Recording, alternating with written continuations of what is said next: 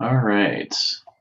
So welcome everybody. Good to see everyone. I was just saying that I feel like I haven't seen anyone, including you all. So it's nice to see some folks tonight. Tonight is our Module 12 Zoom session. Jane Turner will be leading you through discussion on quality. Wow, I can't even think. Quality improvement, and then we'll break off into some breakout rooms to discuss it further tonight. So before I give it to you, Jane, does anybody have any questions? Anything that's come up? Yeah, Nicole, go ahead. Yeah, so I had a quick question. So we had done our first family visit Yes. and then we just weren't entirely clear on what needed to happen at that second family visit or before that. It seemed like maybe we were supposed to try and find any resources that would help the family, but we didn't feel like it was super clear based on the little packet guide thing. Okay. Lisa, did you want to comment on that at all? I can say something. I'll let Lisa unmute. If she's there. Don't want to put you on the spot, but I will. Oh, can you hear me? Yeah, we got you. Oh, yeah, sure, no problem. And don't feel alone. We've already gotten this question, and that's what also the evaluation. Make sure you note things because we do. Part of the thing is we want to give you guys the room to be creative and really follow the lead of the families and what the families need. So would be like if you had a family come into a clinic, if you're in a clinical center or something, kind of how you have to get to know them to understand what their needs are, et cetera, like that. So if when you did that first questionnaire, you discovered any like resources or there were certain needs a family had or they had questions about whatever that might be, that would be more than appropriate to do some research and try to them to some pieces of information that they may still be needing. Another thing is, it's just really about learning, also about the family's experiences. And seems like I read a lot more in the email. Mike, what am I missing? Let me pull up. I could pull up the email.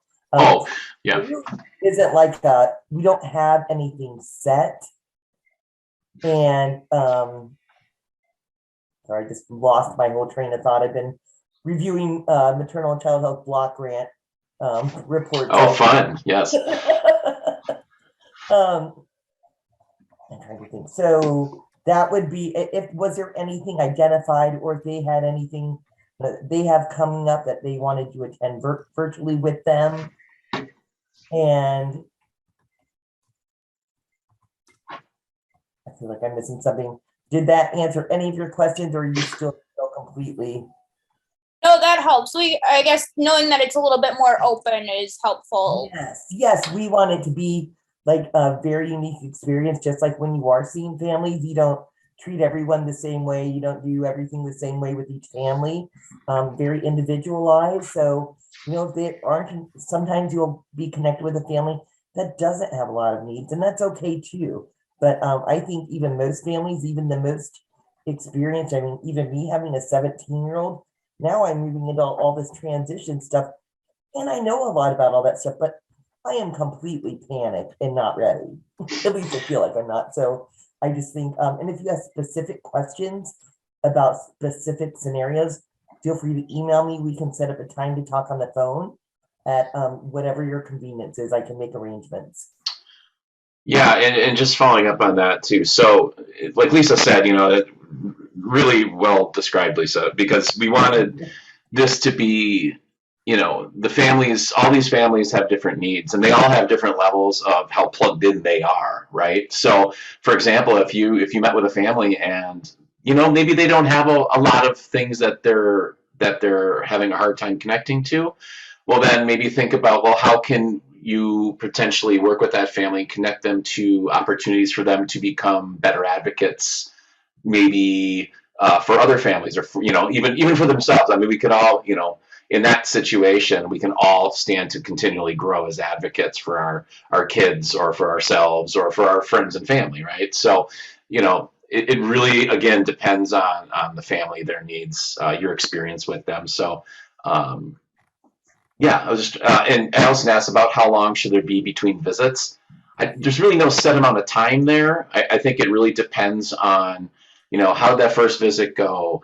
Were there things you were going to help connect the family to? I mean, that you could do that in a day, you could do that in a week, right, or a month. And again, if you're struggling to find things for the family, or if, for example, you want to help them to become better advocates, or maybe connect them with a training or with other families in the advocacy area, you can get a hold of Lisa, you can get a hold of me or your mentor, and we can work with you on that too. Yeah. Yeah, absolutely. And to add to that, part of that advocacy is, building their leadership skills. And we always need more parent leaders in our state. So, and the United States, the whole everywhere. So, if that's something, then, definitely connect with me, with Mike. We have many different opportunities that come up through the Family Center and through my connections and serving on different boards, et cetera, things like Yeah. that.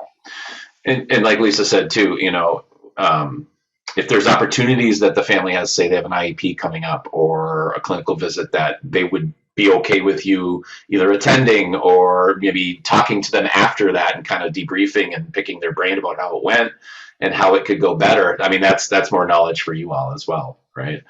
So hope that helps. Yep. Yeah, and sometimes parents just really need to vent to somebody. To talk, Not that yeah. they're to be their listening ear, but I mean, and then, and if you see they have greater needs like that, then, connect with me and we'll see if we can always connect them to a parent mentor through the Family Center and other opportunities as well. Right. Cool. Any other questions, comments before we dive into quality improvement? It's a good question. Oh, go ahead. Go ahead, Angela. Sorry, my only concern is our family has not responded to Sarah. And Oh, okay.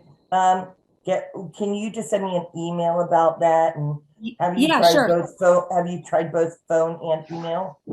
We just tried email, but Sarah had just mentioned that she's gonna try to give them a call.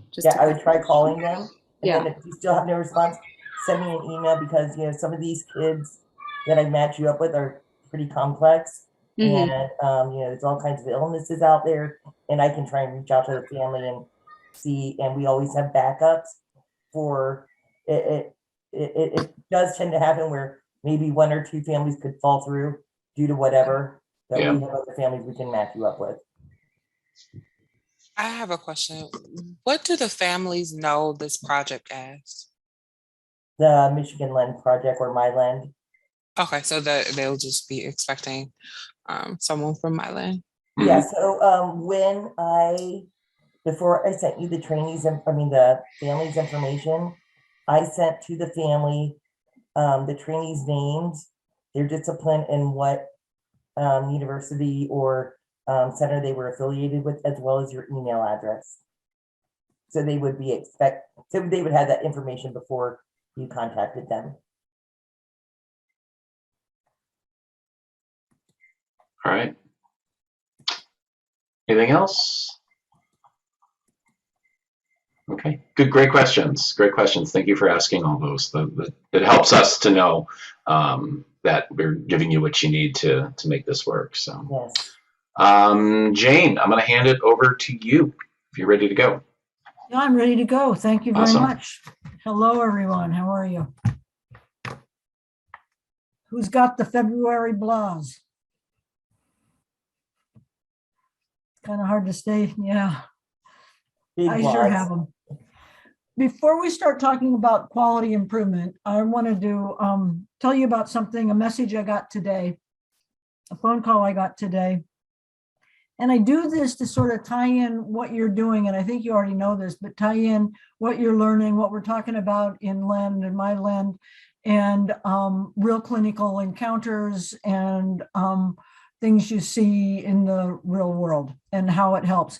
And this is not about quality improvement, but it's about our earlier discussions about evidence-based treatments and using and assessing treatments that may not be mainline and or standard of care, and how to help families navigate when something that is not recommended by their, kind of licensed healthcare professional comes up. So let me just tell you what it is so you can sort of see where I am with this and why, how, the conversation that we had recently, the Zoom about evidence-based treatments, a lot of that came into play for me. I got a phone call today from mother of one of my former patients. She's no longer my patient because since I retired, I'm not taking care of kids in the MSU system, but she still has my phone number and she gave me a call. She said, I can talk to his doctor about it, but you know him really well. And this is about a 14-year-old boy with autism. And she said, my husband brought home some things from the Better Health store. And before I give any of them to my son, I want to run it by you. Here's what they came home with. Organic cacao powder, which is a kind of cocoa powder. She nicely sent me on pictures to my cell phone and included pictures of the back so I could see the ingredients. Health and Beauty Aztec Secret Indian Healing Clay. And the directions were to give him a tablespoon of the cacao powder together with a tablespoon of the healing clay to drink every day, in water to drink every day. Elite Omega-3, another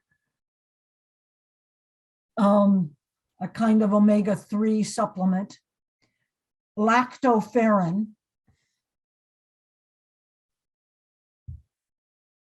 Chlorella.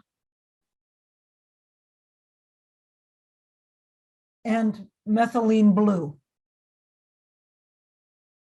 Is anybody familiar with any of these?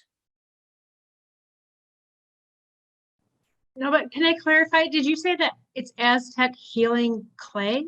Yes. I just looked it up and it's a face mask. You got it, and it says don't eat it. Yeah. It's for cleaning your pores. Yes, but I think there's a theory that it also can, because of it is a cation, it can draw toxins out and perhaps does that in the gut. Sure. I would be most concerned about the methylene blue part of that whole concoction, because that is what we use to treat various, a certain type of like poisoning, and it's not without its own side effects. Yep. Yeah. I'm wondering if she pulled this information from these parent Facebook groups with kids with autism.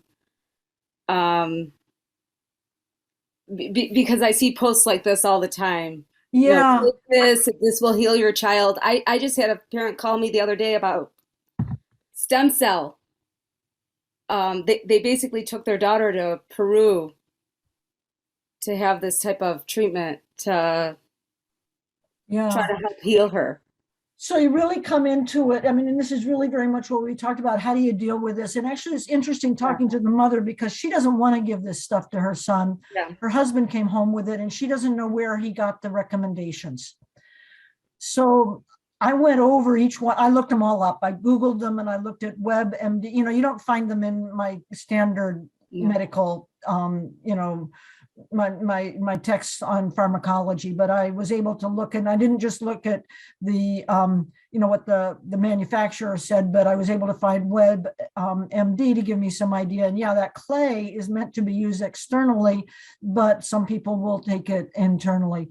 So I gave her recommendations, and Nicole, I totally agree with you. The first thing I said is no methylene blue, dangerous, and what it's for.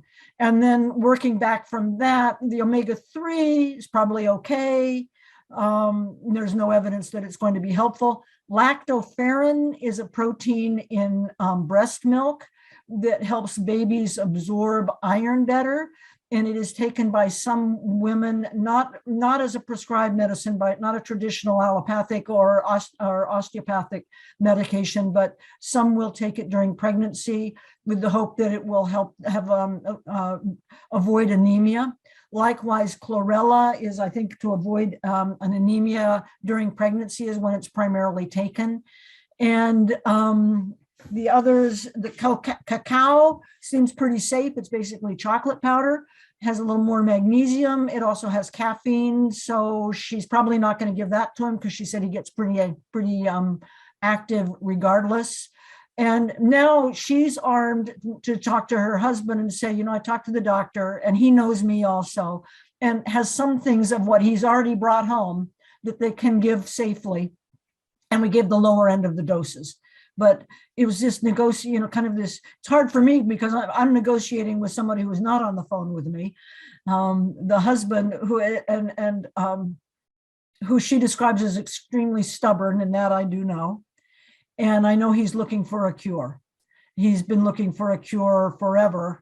I'm not sure where he got this information, but I think a lot of these things look like they are supposedly detoxify. They draw the toxins out. So anyway, I won't belabor it. And I guess all of you or some of you are getting these or learning of some of these kinds of things, but it comes to that of, so what is dangerous? And several of them I said, give him that dose. It won't be dangerous. It would be okay, but a waste of money.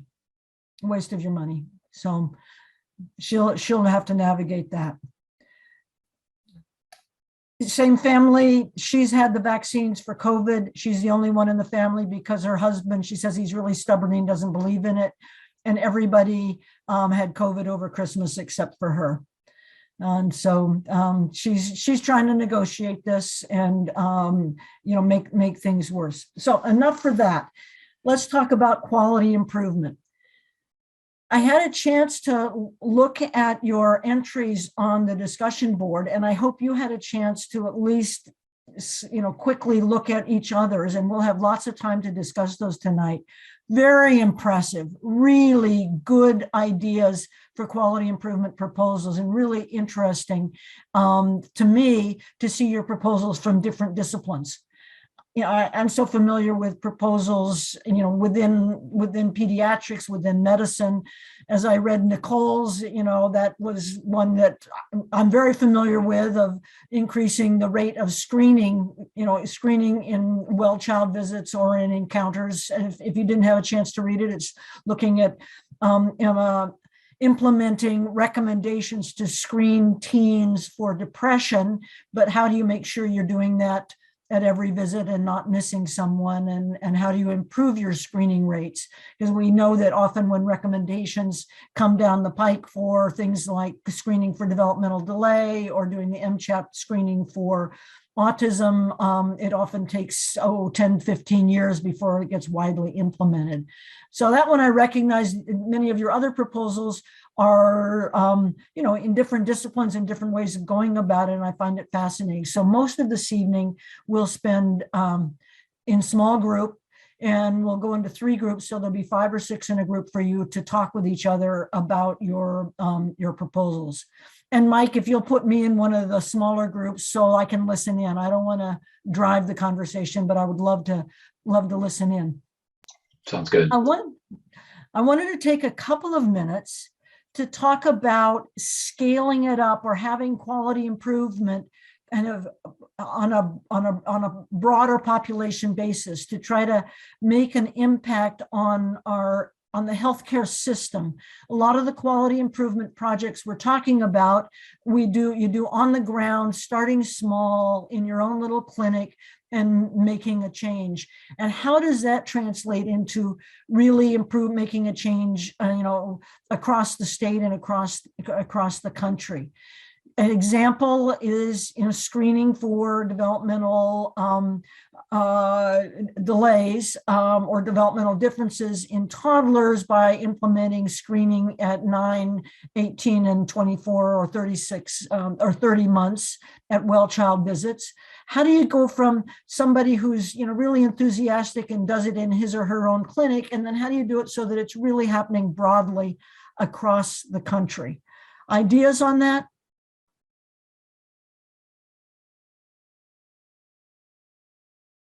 I guess one way would be publishing your cycle and what you ended up finding worked, or bringing it to a conference, some bigger venue to share it at.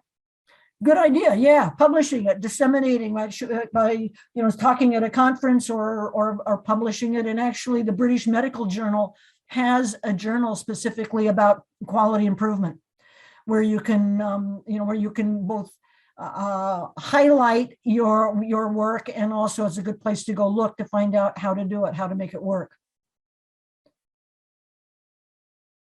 Another way to push it is, to spread, is to pay for it. And that was one of the mechanisms used to advance developmental screening. Michigan Medicaid, which pays for the health care for about half of Michigan's children, put in place a payment for developmental screening at those appropriate ages. It added to the burden to the provider to be sure to bill for it. And the amount reimbursed is not huge, it's $10. But it is at least a little bit of an incentive to say, at least it's not going to cost you more if you have to, get a copy machine or use, make copies and have somebody hand out the screener. At least it's not going to cost you more. For social and emotional screening, they didn't do quite as well. Michigan Medicaid pays, I believe it is $3.51 for that screen. So there's not been a strong financial incentive. Another is there have been a number of grant-supported projects through HRSA to support quality improvement in different areas. And I wanted to tell you a little bit about a project that I'm involved in now and have been for a number of years, and how it plays out for QI. The project that I'm working on now is about children and youth with epilepsy. And the overriding goal is to improve services for children and youth with epilepsy. And for us, it's across Michigan. For HRSA, it's across the state, all the states, though they don't have projects in every state. I believe there are 6 organizations receiving grant money. And in Michigan, the organization receiving the grant money is Children's Special Healthcare Services. So, that's the home of Lisa and Candy. And they're both involved in this project, though maybe not quite as involved as they are in Myland.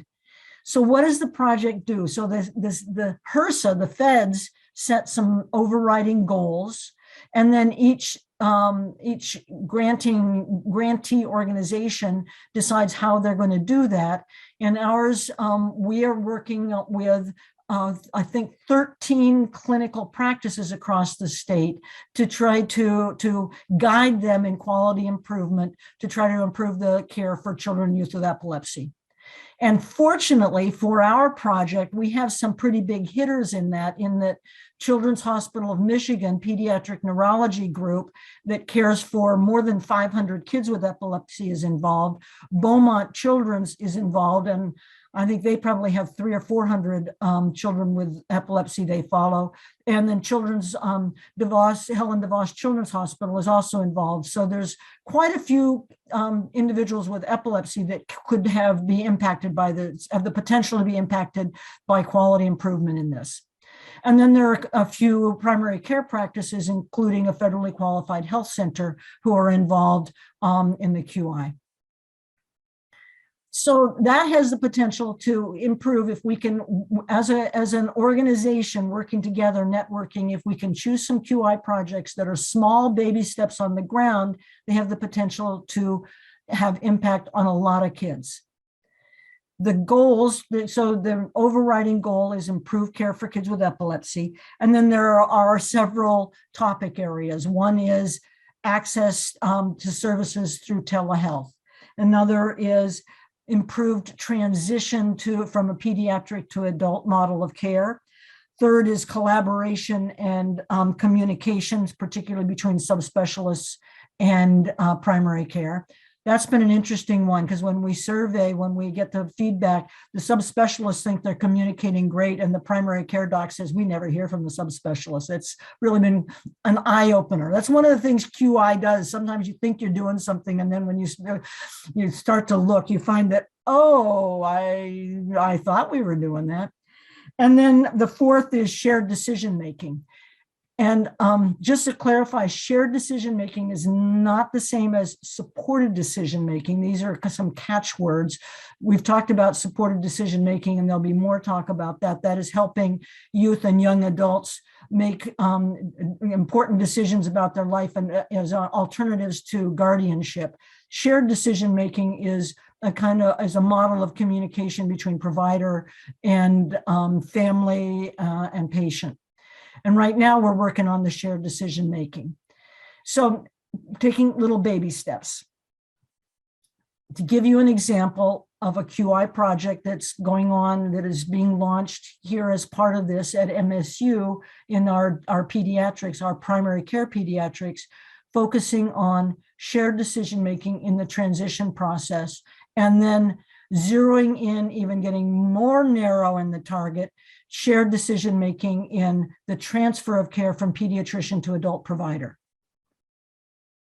So kind of the standard is, we docs say to the family and the youth at some point, you know, you're kind of getting there, you're 18 and we need to make the transition between now and 21.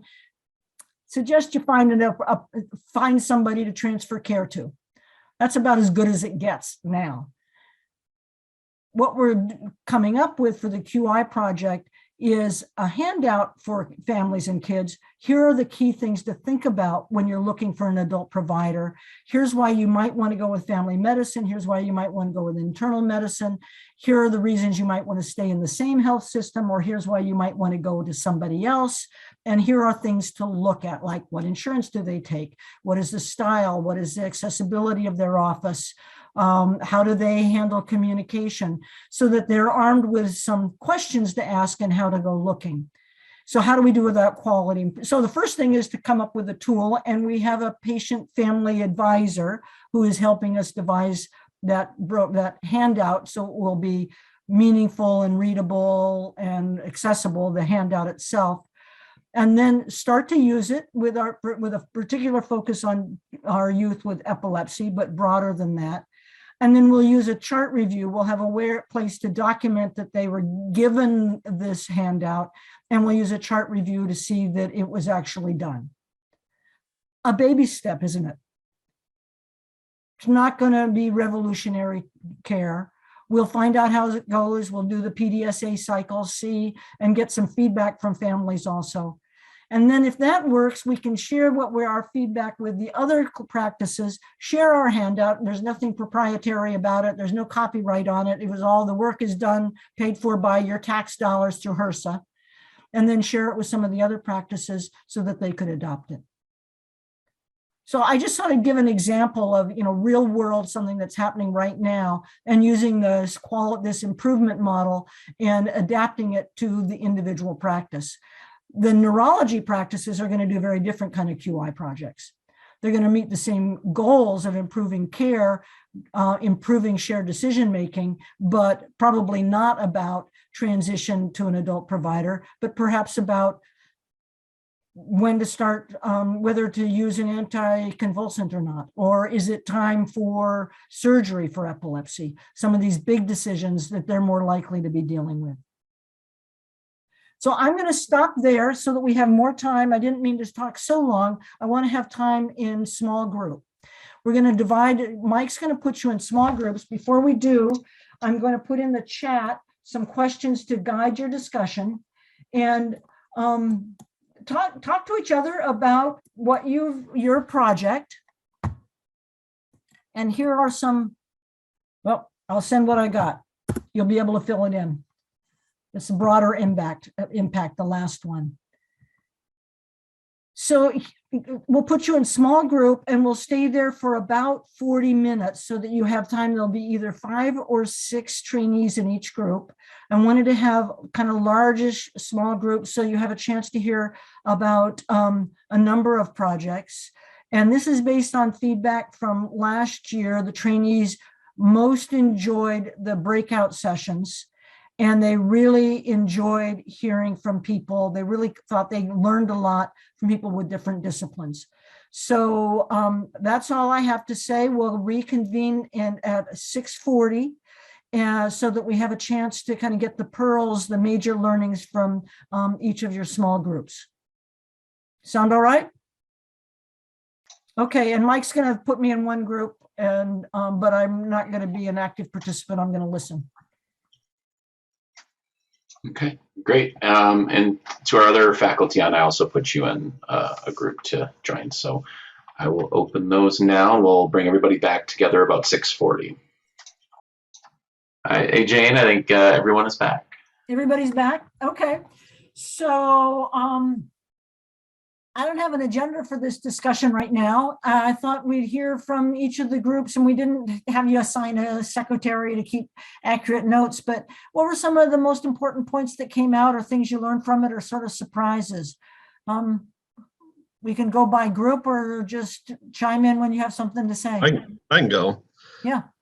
Something that I noticed, and I think a few other people in the group did too, and it really benefits discussing your ideas with different disciplines, and that go, I mean, obviously with the collaboration, because I have this idea, then someone mentions theirs, and says, oh, you know what, I think I would change this, and how it can kind of evolve, and then you can just take one other good idea and just kind of keep going with that. And I think the process of getting to other disciplines and your coworkers and collaborating with others, because I mean, you're going to need their help anyway to implement it, so you might as well get their input. So I just found out, just hearing for the first couple minutes of the first person's presentation, I'm like, oh, I think I would add that to mine, so I think it was really good to hear other people's perspective on their projects.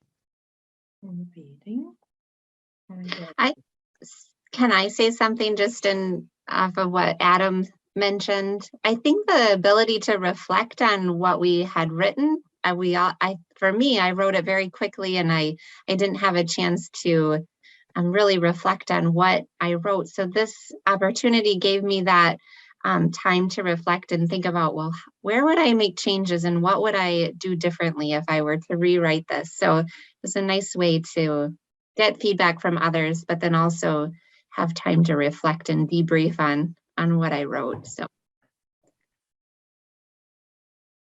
think to dovetail on what Adam and Heather were saying is just that, like, in order to execute this plan well, like, you really have to have the buy-in from all the stakeholders, and that, like, you get the input from all the stakeholders too, because they offer perspectives on your plan that you may not consider. And then I think one thing that we talked about frequently was the balancing outcomes, balancing measures, that, as you try to implement this change, you need to think about what other changes you might be stirring the pot, and you might be making others ripples in other things, and considering how this change might impact your other stakeholders, or your other people, like the other people that are executing this plan with you. So I think when you're executing this, why and who, and having the buy-in from all the who in order to be successful in this, like in the first cycle and future cycles.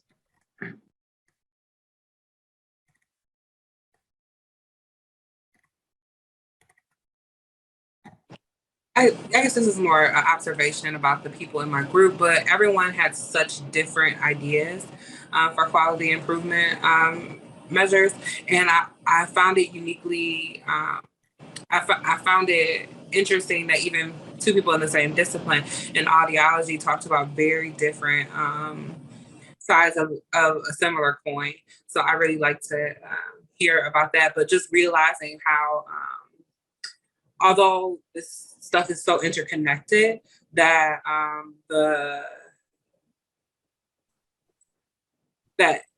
it's just so much diversity within the different disciplines, but we can see how they all play a part with one another. So that's really the thing that I looked at the most when I was hearing everyone talk about what measures they would improve.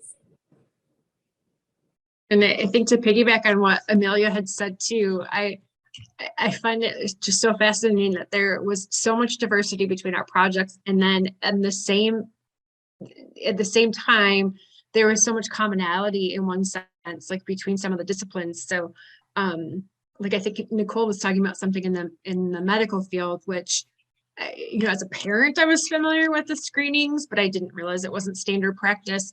And so when we started talking about standard practice, I was like, oh, well, yeah, in education, it's very similar to that. Like, da, da, da, da. And it was just interesting to me. Like, you could just go from one end of, we're all completely different, to like the next phrase, yes, there's this commonality. And so it's really nice to bring that together. I thought it was interesting how both on like the discussion board and within our group, I saw several people talk about the idea of like improving something related to follow-up. And again, like that's one of those things that is, I think, probably something that's related to really all of our like practice or experiences. So it's interesting to see how like someone in one field might approach, again, trying to like improve follow-up essentially, and then how that might look a little bit different, but again, really be kind of focused on the same idea in another discipline. Did any of the groups get a chance to talk about the impact on disparities? I know you get to write a little essay about that, but I don't know if I know the group I was listening in on didn't get to that because we were too busy talking about it, going through the other issues. Did anybody have a chance to talk about using QI to? Our group didn't specifically talk about it, but it was interesting in that 3 of us had topics that all kind of linked into each other's. Ashley's was about improving follow-up for newborn hearing screenings. It was about improving hearing aid use in children to boost language acquisition. And then Amy's was about making sure things were for like literacy. So it was very interesting that they were all like steps in the same direction towards language development, acquisition, and literacy. It was very interesting.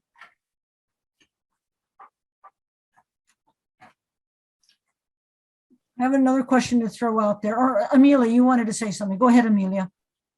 Oh, I was going to say with the project that I talked about, which was adults with ID as board members and like health organizations. So I guess the aspect of health equity or truly, when you think about self-advocates, the individuals who from the DD community are not usually those represented. It's more so the MI or the SUD or substance use disorder or mental illness side. So bringing in the voices of adults with developmental disabilities as the resounding voice, or as the like, this is what we need. I felt like would be a change to the way our community mental health system works now. Yeah, yours was really directly about inclusion and the voice. Yeah. Well, and do any of you think you're going to do this project? Yeah, I had said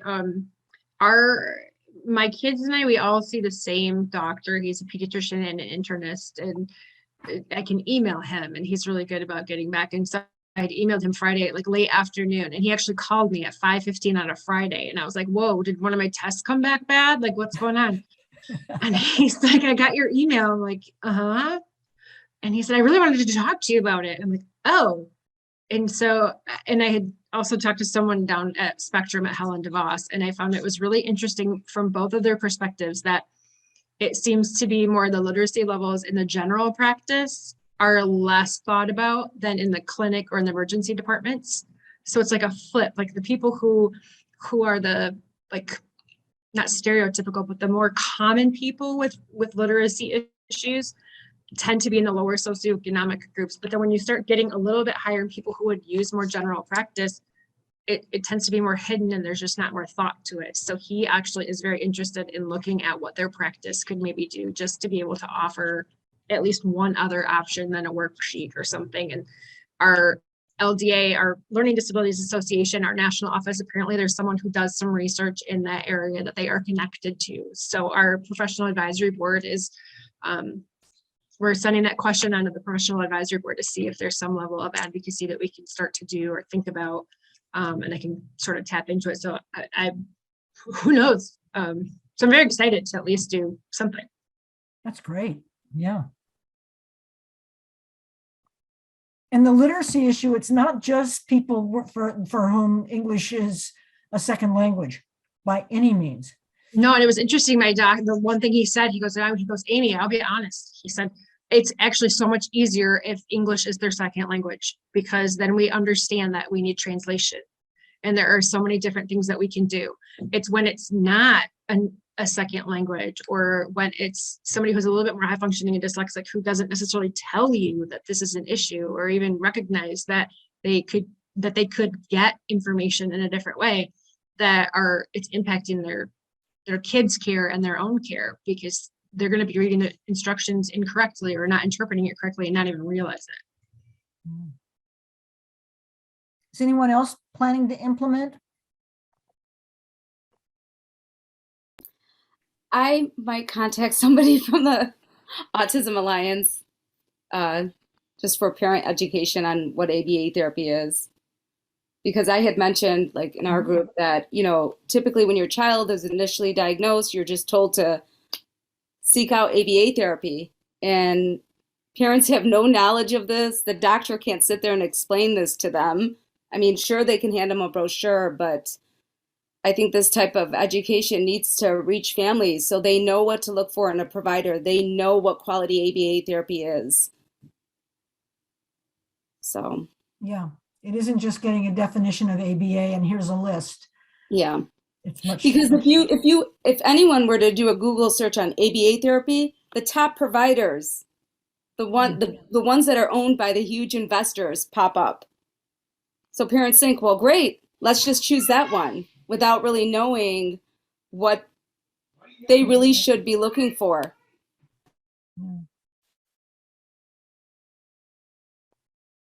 Well, we can wrap up. It's getting close to 7. Close to dinner time, right? Or maybe you've already had. I'm very pleased, very impressed with your proposals. It's fascinating for me, as I said before, to look at the proposals from different disciplines, and then to hear, kind of the motivation, the reason, and what you're really looking at. I think that having the discussion is really helpful to me, and it sounds like it was helpful to many of you. And you're going to be doing this. You may not be always using a PDSA cycle. There are other ways of improving the quality of care. That's a nice one that has been adopted from industry that breaks things down into little baby steps and a close feedback loop. You don't want to wait for a year to find out that it's not working. You want to find out in weeks or a month or something, and tweak it and then expand it. So I do think that most of you will be involved in QI projects, either as a worker bee, as one of the team members, or leading it. And it sounds like all of you have very good ideas about ways you need to make. And certainly there are many of those. Anyone have any comment they'd like to make before we end, or are there any announcements from anyone, Mike, or other faculty or trainees? None that I can think of. Well, one quick one for the last module 11. Please make sure that you went in and did there was a Zoom session. There was a discussion board that was to be done after the Zoom session on that one. A little different than previous modules. So just make sure you're going back and checking, and making sure you're putting everything in. That's all. That's all I have, Jane. Okay, and for this module, there's also a very short reflective statement that I think 8 of you have submitted already. We have a few more to come. Well, thank you very much. Thanks, everybody. Thanks, y'all. Everybody have a good night, and you get 3 minutes. Giving you 3 minutes. Okay. Thanks. Great night. All right, take care, y'all. Bye. Bye-bye. Bye-bye.